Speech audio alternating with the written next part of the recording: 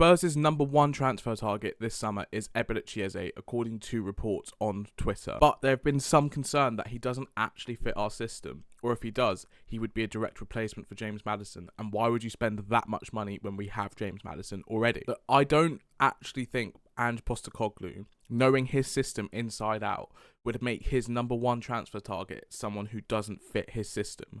Clearly, he has a plan in place for Eberechi Eze, and I think I may have sussed it out what this plan is. If you were to ask anybody what is Eberechi Eze's main position, if they tell you he's a winger, an out-and-out winger, they are just lying to you. He is not a touchline winger. He operates in the 10 position for Crystal Palace, and also play as an 8. Off the bat, he is such a versatile player that he could operate in the 10 instead of James Maddison. He could be one of our 8s if we were light in that position. But I do think he will start off on the left-hand side for Spurs. I don't think he's going to be the width, though. I saw a tweet from one of the football tacticos on Twitter that said his best position is as a 10/winger, where he's given that freedom to operate in that space. So then I had to think about it. Who in the Spurs system operates on the left-hand side in the number 10 role? That is where our fullbacks operate, namely Destiny Udogie or Ben Davies, depending on who's playing. Postecoglou doesn't invert his fullbacks just because he wants to have a fullback in that number 10 position. He wants somebody in that number 10 position on the left-hand side.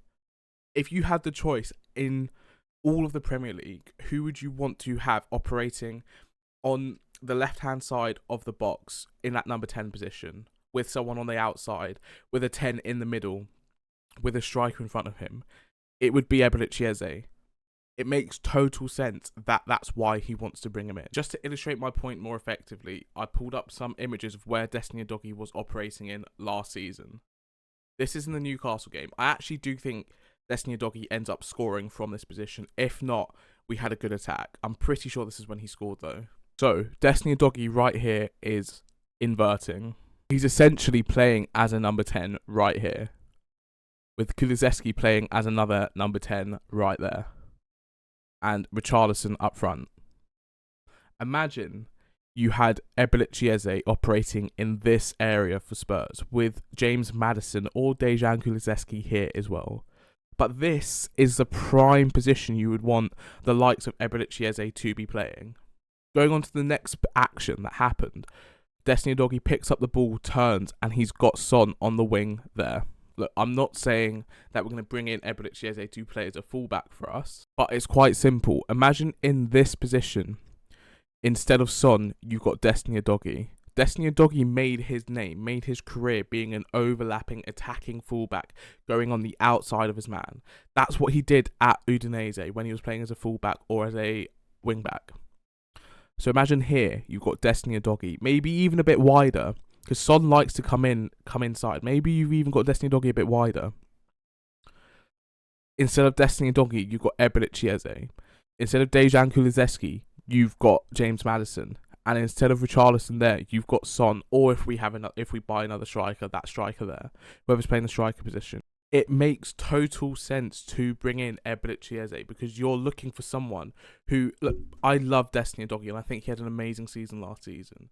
But if you had to pick between Destiny Udogie operating as that number 10 or Eberechi Eze operating as that number 10, going to pick Eberechi Eze every single day. On a base level, Eberechi Eze is that star player, is that X factor that we are sort of missing at Spurs at the moment. If you were to play him as a traditional number 10, you could still have Destiny Udogie inverting, you could still have Son out on the wing, you could even have James Maddison on the right wing. James Maddison doesn't need to play every game. Eberechi Eze doesn't need to play every single game. But it's about bringing in those options so that you have options and you can vary your attack. Imagine how fluid our system could be if we had Eberechi Eze playing as that inside number 10 on the left-hand side. We've got Pedro Neto going around his man on the right-hand side. We've got Pedro Porro inverting as the right-sided fullback. You've got Son in the middle who can also operate off the right, and Brennan Johnson can also operate in the middle. You might have your defender marking Son 1 minute. 5 minutes later, he's marking Brennan Johnson in the middle.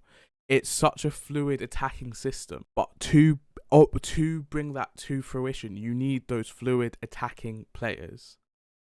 Eberechi Eze is that. Heung-min Son is that. And that's why I don't see the links to Ivan Toney. Ivan Toney is not a fluid attacking player. He's an out-and-out number 9. What are the conditions to get Eberechi Eze into the club, though? It's reported that he has a £68 million release clause, which Palace want around £50 million of that up front, and they're not willing to negotiate on that. Do Spurs have the facilities to do a deal like that? Of course they do. We're one of the richest clubs in world football at the moment. This is going to be a massive sign as to whether we back our manager, whether Ange Postecoglou is being backed by Daniel Levy. Because a signing like Eberechi Eze transforms our attack and it unlocks the potential of an Ange Postecoglou system. In all honesty, all the transfer targets that we've been linked to, I can see where they would fit. Instead of bringing in a number 6, if we bring in a Jacob Ramsey, we could have a number 10 and 2 number 8s. 2 number 8s that have a lot of energy, that get up and down the pitch, who are also very technically gifted and good on the ball.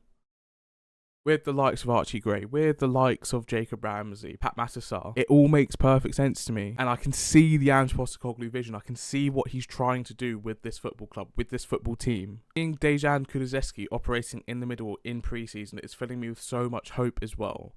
Because that's showing he's got another string to his bow.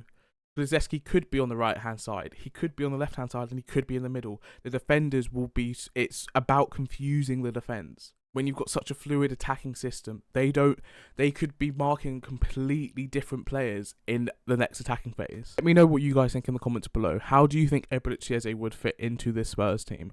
I know I've been quite vocal about it on Twitter, and people are saying that Ange Postecoglou is not going to change his system to fit in Eberechi Eze.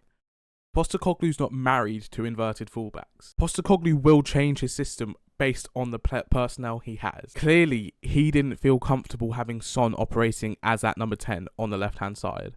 And he felt that Destiny Udogie had the quality to operate in the middle more so than Son did. If Postecoglou feels that having Destiny Udogie overlapping and Eberechi Eze playing as that number 10 fits the team better, will bring about a better result, of course he's going to change it. Postecoglou has a philosophy, an attacking philosophy. The way he goes about that philosophy can change. He said it himself. He's played every single system in the book. It's not about system, and he's not married to a system. People are so hung up on systems. Like Antonio Conte has his system, and when he goes to a club, he puts in his system.